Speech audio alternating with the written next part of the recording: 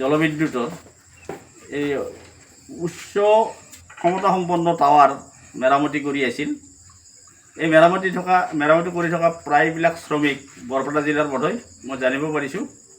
তো আজি সন্ধিয়া এই টাৱাৰৰ তাঁৰ খুলি থকা অৱস্থাত তিনিজন শ্ৰমিক এই টাৱাৰৰ ওপৰৰ পৰা পৰি যায় আৰু পৰি সিহঁতে বেয়াকৈ তাৰমানে আঘাত পায় আৰু অচেতন হৈ পৰে।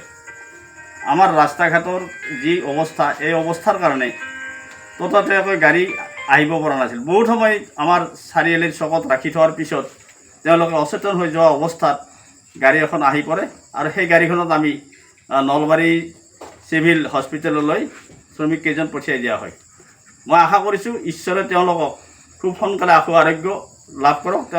তেওঁলোকক ঈশ্বৰে খুব সোনকালে তেওঁলোকৰ যি দুৰ্বল অৱস্থা, তেওঁলোকৰ যি শাৰীৰিক দুৰ্বলতা, সেইটো সুচাৰুৰূপে সুস্থ কৰি পেলাই তেওঁলোকে পুনৰ যেন আমাৰ এই সমাজৰ কাম কৰাৰ ক্ষেত্ৰত তেওঁলোকে শ্ৰমিক হিচাপে লিপ্ত হৈ থাকিব পাৰে, এইটোৱে মই ভগৱানৰ ওচৰত কামনা কৰিছোঁ। প্ৰায় শ্ৰমিক 8-10জনে কাম কৰিছিল, কিন্তু 3জন শ্ৰমিক তাৰ পৰা সম্পূৰ্ণভাৱে পিছলি পৰি মাটিত পৰে, ভূপতিত হয় আৰু এই 3জনে সম্পূৰ্ণভাৱে অচেতন হৈ পৰে আৰু এজনৰ জখম হোৱা বুলি মই শুনিছোঁ। মই গৈছিলোঁ, তেওঁৰ মাথাত কাপোৰ বন্ধা আছে, কিমানখিনি জখম হৈছে মই নাজানো, কিন্তু তেওঁ অচেতন অৱস্থাত।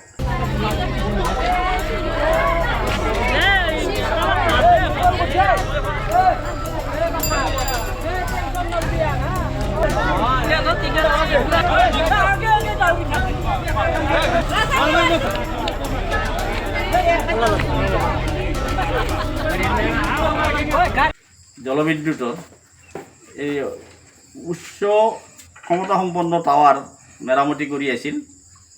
এই মেৰামতি কৰি থকা প্ৰায়বিলাক শ্ৰমিক বৰপেটা জিলাৰ বধৈ মই জানিব পাৰিছোঁ। তো আজি সন্ধিয়া এই টাৱাৰৰ তাঁৰ খুলি থকা অৱস্থাত তিনিজন শ্ৰমিক এই টাৱাৰৰ ওপৰৰ পৰা পৰি যায় আৰু পৰি সিহঁতে বেয়াকৈ তাৰমানে আঘাত পায় আৰু অচেতন হৈ পৰে।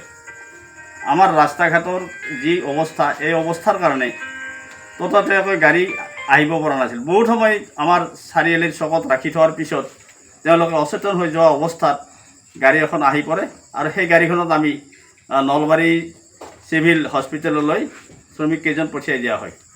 মই আশা কৰিছোঁ ঈশ্বৰে তেওঁলোকক খুব সোনকালে আশু আৰোগ্য লাভ কৰক।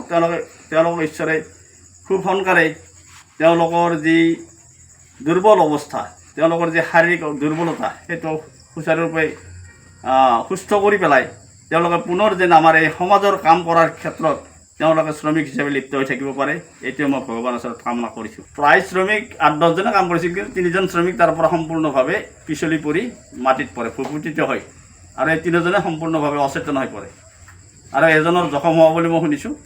মই গৈছিলোঁ, তেওঁৰ মাথাত কাপোৰ বন্ধা আছে, কিমানখিনি জখম হৈছে মই নাজানো, কিন্তু তেওঁ অচেতন অৱস্থাত।